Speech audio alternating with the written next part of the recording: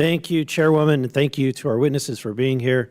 I just want to remind people there's a huge difference between money that an individual voluntarily gives to a nonprofit or charity and the money that is forcibly taken from taxpayers and funneled through this town into a nonprofit or charity. There is a huge difference, correct, Mr. Walter?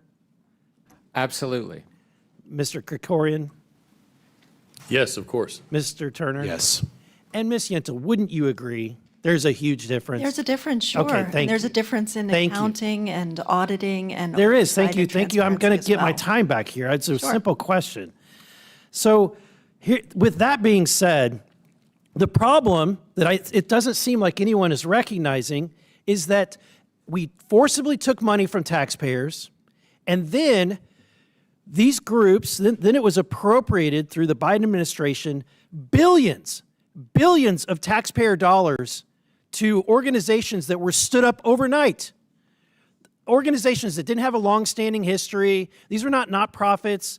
For example, the Free Press investigation revealed that of the $27 billion that was granted to the through the EPA, $20 billion went out the door to 8 nonprofit groups right after Biden lost the election. $20 billion shoved out the door immediately.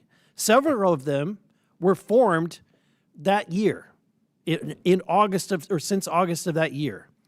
So, Mr. Walter, did your organization, do you guys get billions of dollars when Republicans are in charge?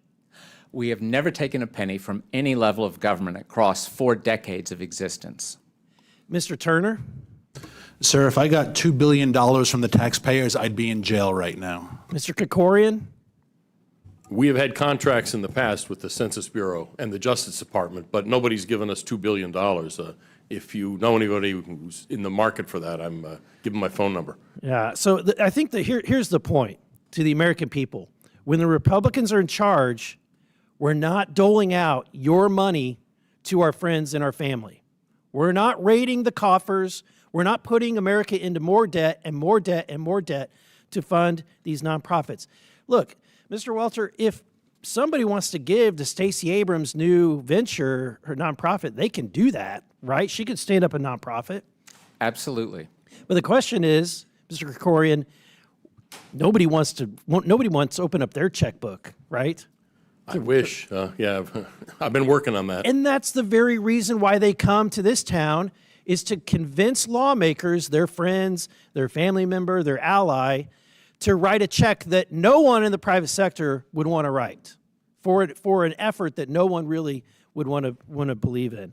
Mr. Turner, is it true that the Biden senior climate policy advisor, Jai Wise, directed $5 billion to Coalition for Green Capital? Yes. And let's point out, she worked for the Coalition for Green Capital, right? She previously worked for them. Yes. So she sent money to the organization that $5 billion. Is that not blatant corruption, Mr. Turner? And not only that, sir, $5 billion is very difficult to spend. $5 billion is an absurd amount of money. We heard a congresswoman talk about the jet that President Trump got. That was $400 million. This is $5 billion. It's impossible to spend $5 billion ethically. Yeah, to put that in context, I remember being in the state of Missouri, and Missourians, at one point we spent, whenever I was a lawmaker, we spent $5 billion for all the school districts in the state of Missouri. Okay, so they funded every school district, the state funds. That was $5 billion.